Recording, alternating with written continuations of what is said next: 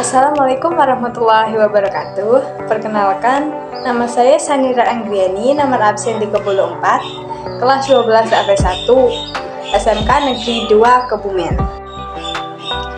Kali ini saya akan menjelaskan materi tentang mengenali produksi massal. Produksi dibagi menjadi dua jenis, yaitu produksi barang dan produksi jasa. Adapun pengertian produksi jasa yaitu menambah nilai guna suatu produk tanpa mengubah bentuk. Sedangkan produksi barang adalah menambah nilai guna suatu produk dengan cara mengubah bentuk, sifat, dan fungsinya. 1. Hakikat produksi massal. Produksi merupakan upaya yang dilakukan dengan cara menambah nilai guna suatu benda atau suatu produk. Sedangkan kata massal memiliki arti mengikut sertakan atau melibatkan banyak orang. Dapat disimpulkan bahwa produksi massal adalah kegiatan yang dilakukan untuk menambah nilai guna suatu produk atau menciptakan suatu produk dengan melibatkan banyak orang. Dalam hal ini yaitu tenaga kerja. 2. Ciri-ciri produksi massal. Ciri-ciri produksi massal meliputi A. Produk yang dihasilkan dalam jumlah besar. B. Biaya per unit rendah. C. Bertujuan menguasai pasar. D. Dijual di pasar bebas. E. Hampir tidak ada variasi produk. Dan F. Harus ada stok untuk memenuhi kebutuhan saat masa tunggu. 3. Kelebihan dan kekurangan produksi massal. Adapun kelebihan dari produksi massal yaitu A. Hemat biaya. B. Efisiensi waktu. C. Tingkat keakuratan tinggi. Dan D. Tingkat produksi cepat. Adapun kekurangan produksi massal yaitu A. Tidak ada jaminan produk akan laris di pasaran. B. Kurang beragamnya variasi produk. C. Biaya mesin mahal. Dan D. Tidak ada jaminan produk akan laris di pasaran. B. Perencanaan produksi massal. Perencanaan produksi massal dapat diartikan sebagai proses untuk memproduksi barang pada suatu periode sesuai yang telah dijadwalkan melalui pengelolaan sumber daya seperti tenaga kerja, bahan baku, dan peralatan. 1. Ruang lingkup perencanaan produksi.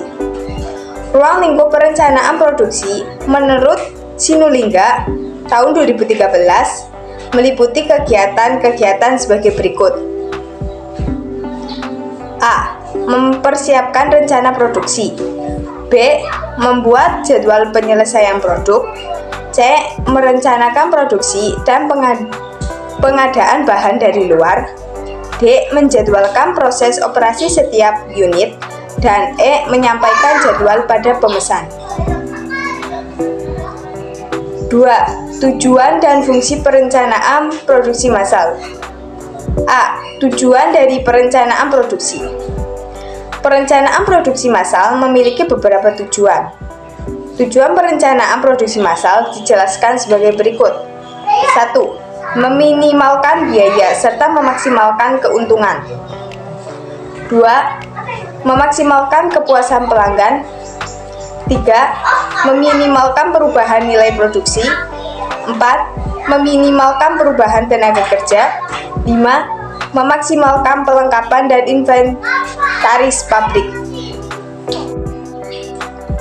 B. Fungsi dari perencanaan produksi.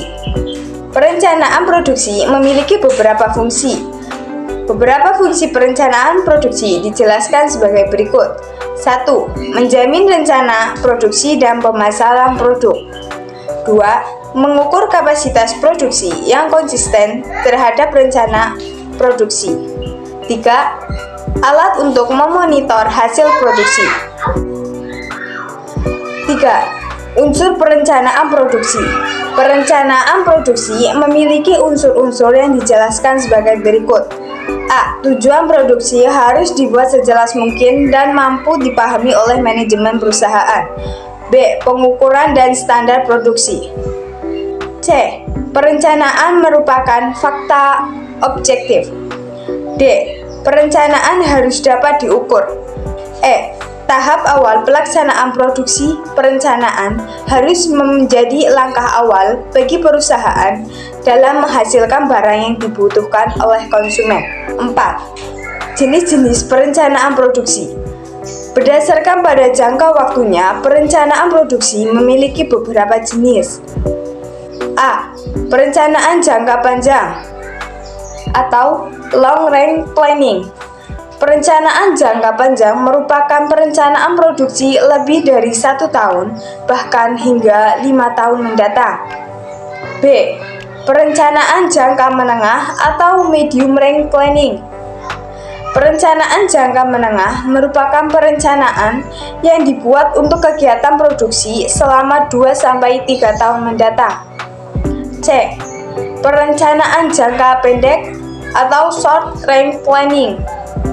Perencanaan jangka pendek merupakan penentuan kegiatan produksi yang akan dilakukan dalam jangka 1 tahun mendatang atau bahkan kurang dari 1 tahun.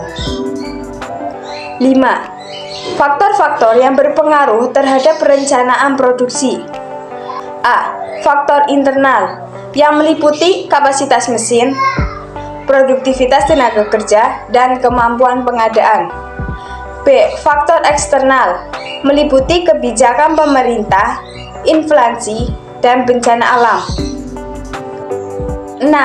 Langkah-langkah perencanaan produksi. Adapun langkah-langkah perencanaan produksi dijelaskan sebagai berikut.